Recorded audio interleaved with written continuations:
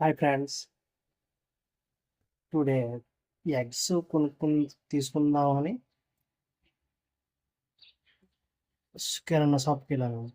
కిరాణా షాప్కి వెళ్తే అక్కడ ఒక కస్టమర్ కోడిగుడ్లు తీసుకున్నాను.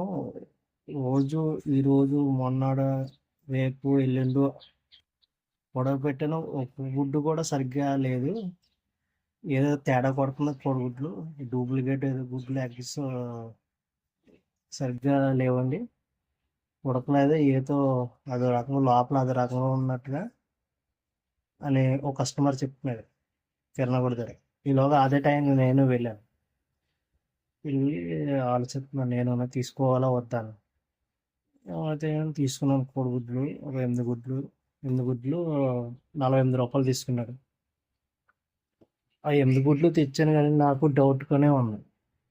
8 కోడిగుడ్లు తెచ్చాను కానీ బరువుగా అనిపిస్తున్నాయి గుడ్లు ఎగ్స్.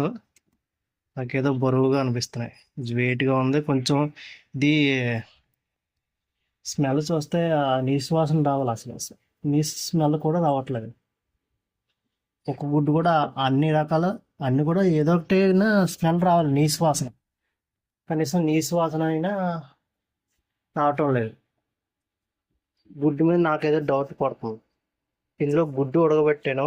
గుడ్డు కూడా కలర్ తేడాగా మాకు కలర్ వేసేయడం, రంగు కొంచెం ఏదో తేడాగా కొడుతుంది. ఇందులో కోడిగుడ్డు కూడా చూసారా. దీన్ని ఇప్పుడు పగలగొట్టి చూడాలి ఎలా ఉంది ఎటు తిని చూడాలి ఫ్రెండ్స్.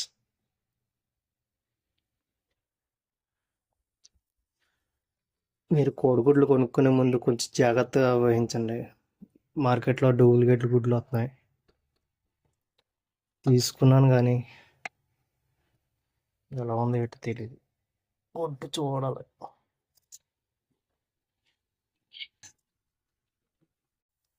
కోడిగుడ్లు ఎగ్స్ తీసుకున్నానండి ఈరోజు.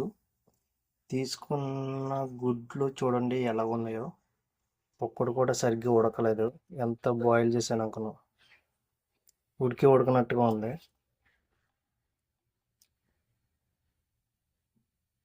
ఇది చూస్తుంటే నాకు తెలిసి డూప్లికేట్ గుడ్లులా ఉన్నాయి. సరిగ్గా ఉడకలేనట్టుగా ఉన్నాయి. సరిగ్గా ఉడకలేదండి గుడ్డు. బాగా బాయిల్ చేశాను. నాకు తెచ్చేటప్పుడే డౌట్ కొట్టింది.